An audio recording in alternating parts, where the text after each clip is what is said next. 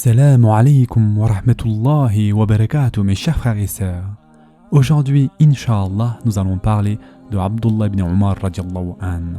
Ce valeureux compagnon avait dit à la fin de sa longue vie: j'ai prêté allégeance au messager sallallahu alayhi wa sallam et depuis je n'ai pas trahi. Je n'ai pas prêté allégeance à un partisan de sédition et je n'ai pas réveillé un croyant de son sommeil.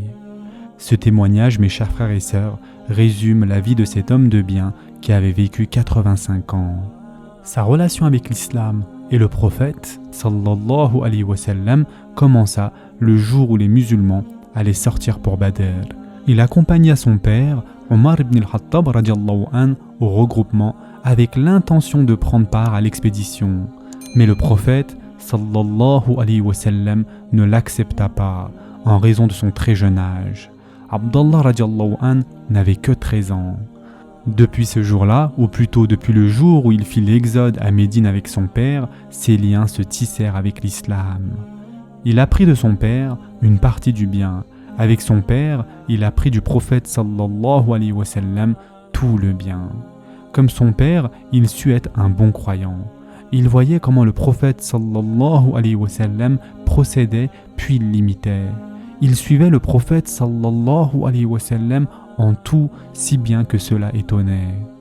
Là, le prophète sallallahu alayhi wa sallam avait fait une prière. Eh bien, Ibn Umar radiallahu anhu y faisait une prière. Là-bas, le prophète sallallahu alayhi wa sallam faisait des invocations debout.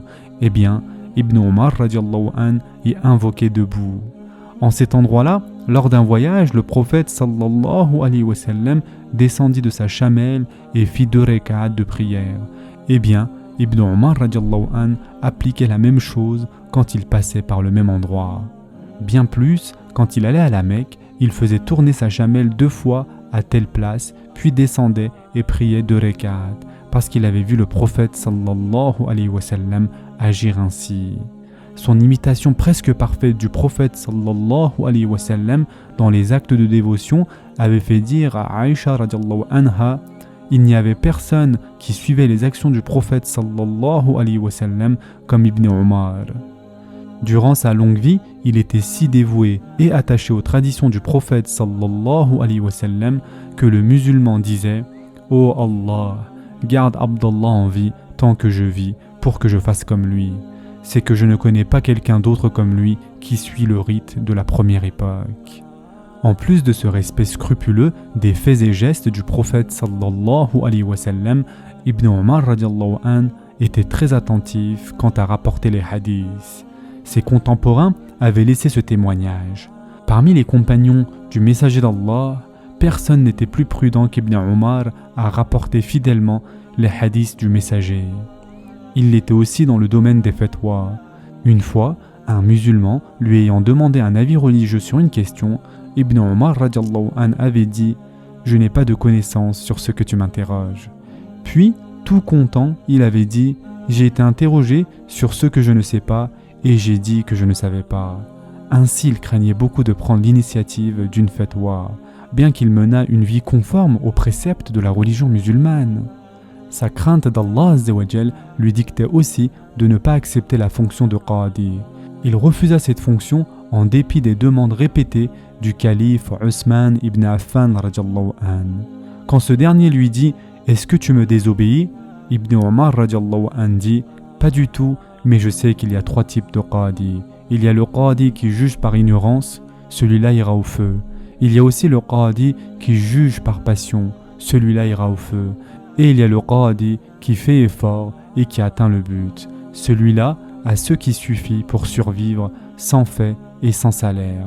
Au nom d'Allah, je te demande de m'en dispenser. Sur ce, Othman radiallahu anhu le dispensa de cette tâche. C'est que Abdullah ibn Umar radiallahu anhu préférait s'occuper de lui-même.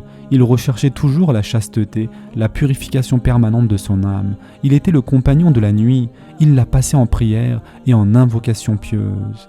Étant jeune, il avait vu un rêve que le prophète sallallahu alayhi wa sallam le lui avait interprété de la façon suivante. La prière de nuit serait la joie d'Ibn Umar. Celui-ci avait raconté son rêve ainsi. Du vivant du messager sallallahu alayhi wa sallam, Je me suis vu en rêve tenant un morceau de brocart. Chaque fois que je voulais un endroit du jardin, il m'y emmenait après m'avoir pris en vol. J'ai vu aussi 2 anges venir à moi. Ils voulaient m'emmener au feu.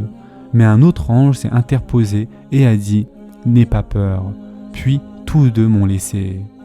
Hafsa, ma sœur, a raconté le rêve au prophète sallallahu alayhi wa sallam qui a dit « Quel excellent homme est Abdallah ». Il faisait des prières la nuit et en multipliait. Depuis ce jour-là, Ibn Omar radiallahu an ne rata aucune prière nocturne, qu'il fût chez lui ou en voyage. Il priait, récitait le Coran, invoquant beaucoup. Ubayda ibn Umayr radiallahu an avait dit « Un jour j'ai récité devant Abdullah ibn Omar radiallahu an ce verset. Comment seront-ils quand nous ferons venir de chaque communauté un témoin et que nous te, c'est-à-dire Mohammed, ferons venir comme témoin contre ces gens-ci. Ce jour-là, ceux qui n'ont pas cru et ont désobéi aux messagers préféreraient que la terre fût nivelée sur eux et ils ne sauront cacher à Allah aucune parole. Sourate An-Nisa, versets 41 et 42. Alors à cet instant, Ibn Omar radiallahu an s'est mis à pleurer si bien que ses larmes ont mouillé sa barbe. Une autre fois, alors qu'il était assis avec des musulmans, il récita ce verset. Malheur aux fraudeurs qui, lorsqu'ils font mesurer pour eux-mêmes, exigent la pleine mesure et qui, lorsque eux-mêmes mesurent ou pèsent pour les autres, leur causent perte. Ceux-là ne pensent-ils pas qu'ils seront ressuscités en un jour terrible, le jour où les gens se tiendront debout devant le Seigneur de l'univers. Surat al-Mutaffifin, versets 1 à 6. Puis il se mit à réciter ce dernier verset. Le jour où les gens se tiendront debout devant le Seigneur de l'univers, tout en pleurant à chaudes larmes. Sa générosité, son ascétisme, sa piété agissaient en lui en une grande harmonie pour former les qualités de l'homme vertueux. En effet, Ibn Omar radiallahu an donnait sans compter parce qu'il était un généreux. Il donnait la chose bonne, licite parce qu'il était impieux, et il ne se souciait pas que sa générosité le laisserait pauvre parce qu'il était un ascète.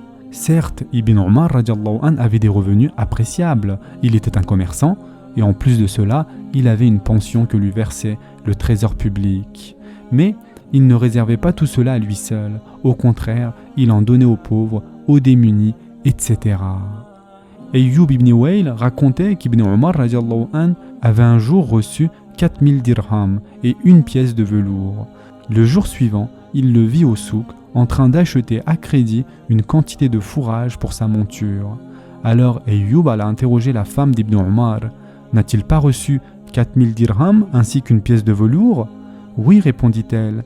Je l'ai vu aujourd'hui au souk en train d'acheter du fourrage pour sa monture sans en avoir le prix. Il n'est rentré hier soir qu'après avoir distribué la somme. Puis il a pris la pièce de velours sur son épaule et il est sorti. À son retour, elle n'était plus avec lui. Nous lui avons posé la question et il a répondu qu'il en avait fait don à un pauvre. C'est vrai, Ibn Omar radiallahu an n'était pas un avare. Les biens matériels ne faisaient que passer par ses mains. Il en donnait toujours aux nécessiteux et aux pauvres. Et puis, il ne mangeait jamais seul. Il invitait régulièrement des orphelins ou des démunis. C'est pourquoi les pauvres se mettaient sur son chemin pour être invités. Le bien matériel était au service d'Ibn Omar radiallahu an, non un maître. Un moyen de vie, non de faste. Sa fortune n'était pas à lui seul, mais aussi aux pauvres. C'était sa piété qui l'avait aidé à être généreux. Il ne se passionnait pas pour les biens de ce bas monde comme il ne les recherchait pas. Il se suffisait du simple vêtement pour s'habiller et de la nourriture pour dominer sa faim. Une fois, un ami venant du Khurasan lui offrit un vêtement doux. Ibn Omar radiallahu an dit en le touchant « Est-ce de la soie ?» ?»« Non, dit l'autre, c'est du coton. »« Non, dit Ibn Omar, en repoussant l'habit de sa main.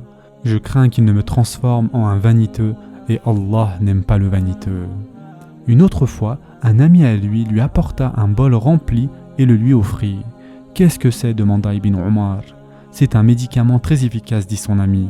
Je te l'apporte d'Irak. »« Et que guérit ce médicament ?»« Il aide à digérer les aliments. »« Digérer les aliments » dit Ibn Omar en souriant. « Mais je ne me suis jamais rassasié depuis 40 ans. » Ainsi, depuis une quarantaine d'années, il ne mangeait que pour tromper la faim. Il menait sa vie ainsi par piété et ascétisme. Il avait pour exemple le messager sallallahu alayhi wa sallam et il craignait qu'on lui dise au jour de la résurrection « Vous avez dissipé vos biens excellents et vous avez joui pleinement durant votre vie sur terre. » Surat Al-Ahqaf, verset 20. Il savait bien qu'il n'était que de passage dans cette vie d'ici-bas. Maymoun ibn Mahran dit « Je suis entré chez Ibn Omar et j'ai évalué ce qu'il avait comme couche, couverture, tapis, etc. Tout cela n'équivalait pas les 100 dirhams. Cela n'était pas dû à la pauvreté puisque Ibn Omar radiallahu anh était riche et cela n'était pas dû à l'avarice puisqu'Ibn Omar radiallahu anh était généreux. Au contraire, cela était le résultat de l'ascétisme. Quand on lui parlait des plaisirs de ce bas monde, il disait « Mes compagnons et moi, nous nous sommes unis pour une cause et je crains si je les contredis de ne pas les rejoindre. » Par ailleurs, Ibn Omar radiallahu anh avait dit « Ô Allah, tu sais bien que si ce n'est le fait que nous te craignons, sûr que nous ferons concurrence contre les nôtres que sont les Qurayshites. » En effet, si ce n'était la crainte d'Allah Azzawajal, il aurait disputé le pouvoir, mais il n'avait pas besoin de se jeter dans la bataille pour cette vie d'ici-bas. On lui avait proposé le khilafa plusieurs fois. On avait bien voulu lui forcer la main par des menaces de mort auxquelles il refuserait le poste de calife, mais lui refusait.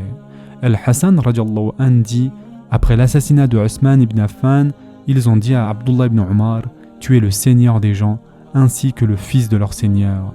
Alors sors pour que nous t'assurons l'allégeance des gens. » Il a refusé. Sur ce, ils ont dit « Ou tu sors, ou nous te tuons sur ta couche. » Il leur a dit la même chose. Ils l'ont appâté et lui ont fait peur, mais ils n'ont rien eu de lui.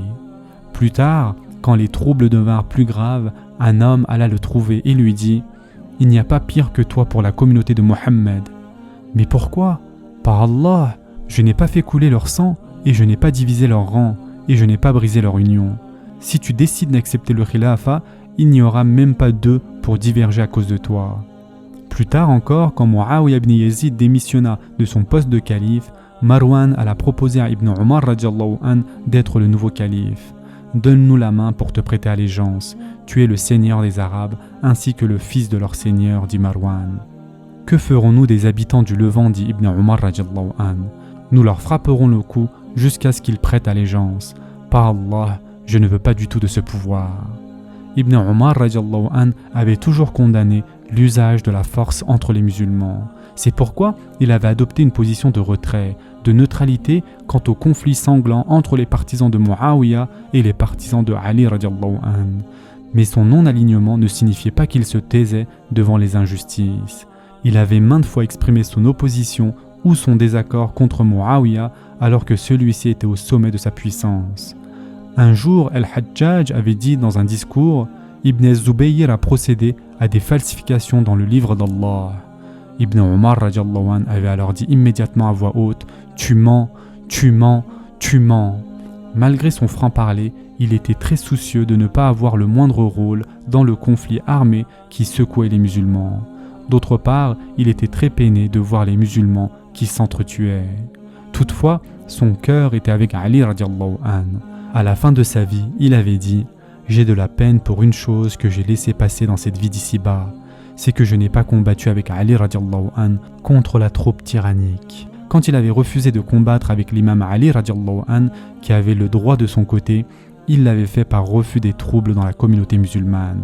Lorsqu'il fut interrogé sur sa réserve à soutenir l'imam Ali, il avait dit « Ce qui m'en empêche, c'est qu'Allah a interdit de faire couler le sang du musulman. » Et en effet, Allah Azzawajal a dit dans le Coran « Et combattez-les jusqu'à ce qu'il n'y ait plus d'association et que la religion soit entièrement à Allah seul. » Surat Al-Baqarah, verset 193.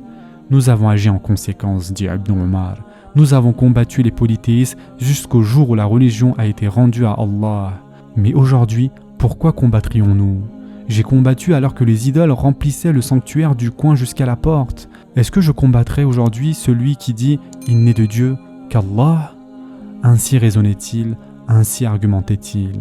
Il refusait tout simplement la guerre civile dans la communauté musulmane. Il détestait qu'un musulman dégainât son sabre contre un autre musulman. Ce sera tout pour aujourd'hui. En attendant, prenez soin de vous mes chers frères et sœurs et à très prochainement. Inch'Allah.